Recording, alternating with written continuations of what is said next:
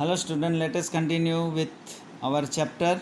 Last part of our chapter, some more organs of the United Nations. Economic and social council जो third organ है वो economic and social council है. This council is also called ECOSOC. The general assembly appoints of its retiring members for 3 years. General assembly जो अपने member retire हो जाते हैं उसको ये इकोनॉमिक और सोशल काउंसिल में 3 साल के लिए अपॉइंट करते हैं. This council tries to raise the standard of living of the nations of the world. विश्व के सारे नेशंस के जो भी स्टैंडर्ड ऑफ लिविंग है उसको इम्प्रूव करते हैं, स्टैंडर्ड ऑफ लिविंग को रेज करते हैं. ट्राइज टू रेज ये council without any bias of religion, caste, region. कोई भी धर्म या किसी भी जात पात के बिना, कोई भी भेदभाव के बिना, कोई भी पार्शलिटी के बिना ये काउंसिल ये काम करती है. दिस काउंसिल एंड इट्स सब councils works all over the world. पूरे विश्व में ये काउंसिल और उसके अंडर जो सब काउंसिल्स है ये सब काम करती है विश्व में. Now first is WHO, World Health Organisation, जो काम करती है works to improve the health of people of the world. जो विश्व के जितने भी पीपल है उसकी हेल्थ कैसे इम्प्रूव हो उसके लिए काम करती है WHO. जो हम लोग अभी सुनते हैं देखते हैं कोरोना के लिए भी जो WHO ने ये गाइडेंस दिया, that is World Health Organisation. जो विश्व का ये ऑर्गेनाइजेशन है जहाँ ये विश्व की महामारी फैली हुई है कोरोना, उसके लिए ये कैसे हेल्थ इम्प्रूव हो उसके लिए ये काम करती है. IMF, that is International Monetary Fund, ये जो काम करती है works to establish financial stability, financial stability को एस्टैब्लिश करने के लिए काम करती है. FAO, Food and Agriculture Organisation, helps to improve agricultural production, forestry and fisheries and raise the nutrition level. और ये FAO जो है, जो हमने देखा हमारा देश जो है एग्रीकल्चरल कंट्री है, जो ऐसी एग्रीकल्चरल प्रोडक्शन में कैसे इम्प्रूव हो, फिशरीज़ और फॉरेस्ट में भी कैसे इम्प्रूव हो इसमें हेल्प करती है. और न्यूट्रिशन लेवल जो है वो कैसे बढ़े उसका भी ये ख्याल करती है. ILO, that is International Labour Organisation, ये जो है works to provide rights and justice to labourers of the world. विश्व में जितने भी मज़दूर लोग जो काम करते हैं उसका राइट्स और जस्टिस प्रोवाइड करना इनका काम है. ये ऑर्गेनाइजेशन का ये इकोनॉमिक एंड सोशल काउंसिल में एक सब काउंसिल है जो ये सारे काम करती है. Next is UNICEF, United Nations International Children's Emergency Fund. जो United Nations International Children's Fund है, नाउ अभी के नाम से जाना जाता है, undertakes child welfare activities to improve the health of the children of the world by providing nutritional food and education. ये यूनिसेफ जो है वो बच्चों की केयर करते हैं, बच्चों के वेलफेयर के लिए काम करती है, बच्चों के हेल्थ कैसे इम्प्रूव हो और उनका एजुकेशन और उनको न्यूट्रिशनल फूड कैसे प्रोवाइड हो. ये संस्था जो है यूनिसेफ वो विश्व के बच्चों के लिए काम करती है.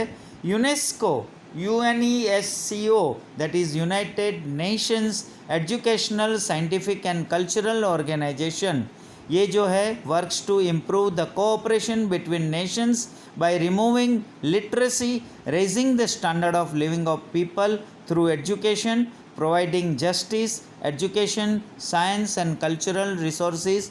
ये जो यूनेस्को जो है विश्व की ऑर्गेनाइजेशन, ये अपना दोनों नेशंस के बीच में कोऑपरेशन और इम्प्रूव करती है बाय रिमूविंग लिटरेसी, इलिटरेसी जो अनएजुकेटेड पीपल है उसको एजुकेट करना, raising the standard of living of people through education, education के ज़रिए अपना लिविंग ऑफ पीपल का स्टैंडर्ड रेज करना, प्रोवाइडिंग जस्टिस प्रोवाइड करना, education, science and cultural resources, ये सारा इम्पोर्टेंट विश्व में जो संस्थाएं ये सारे काम करती है।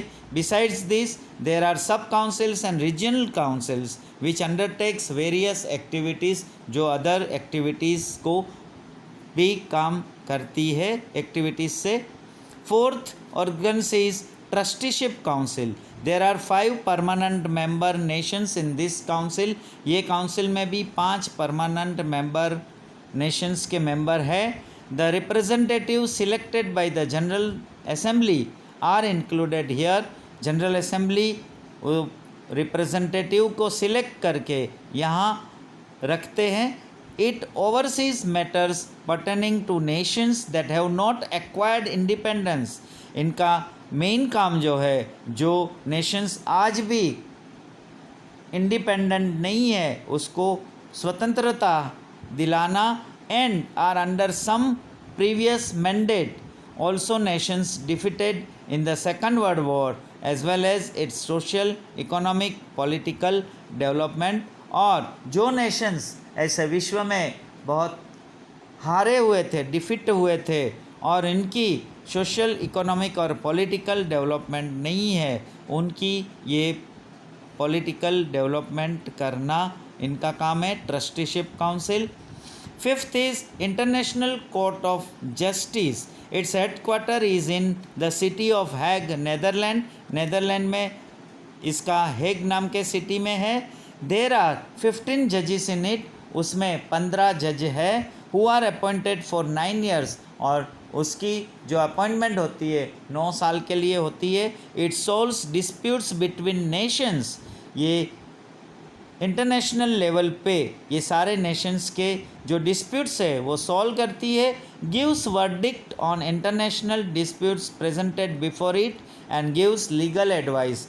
जो इंटरनेशनल में जो डिस्प्यूट प्रेजेंटेड होता है इनके सामने उसका जजमेंट देते हैं एंड लीगल एडवाइस भी देता है। ये इंटरनेशनल कोर्ट ऑफ जस्टिस जो इंटरनेशनली है, अंतर्राष्ट्रीय विश्व में जो भी ऐसे नेशंस के जो भी डिस्प्यूट होता है वहाँ वो कोर्ट में उसको जस्टिस मिलती है। Last 6 is the secretariat. The office of the Secretary General of the United Nation is called the secretariat. जो यूनाइटेड नेशंस की ऑफिस है सेक्रेटरी जनरल, वो सेक्रेटेरिएट है। The general assembly appoints the Secretary General for 5 years। 5 साल के लिए General Assembly अपने Secretary general को अपॉइंट करते हैं। Secretaries, administrators, assistants, translators and experts are also appointed to help the Secretary general. Secretary general को help करने के लिए secretary, administrator, assistant, translators and experts उनको हेल्प करने के लिए अपॉइंट किया जाता है। The secretariat is situated in New York.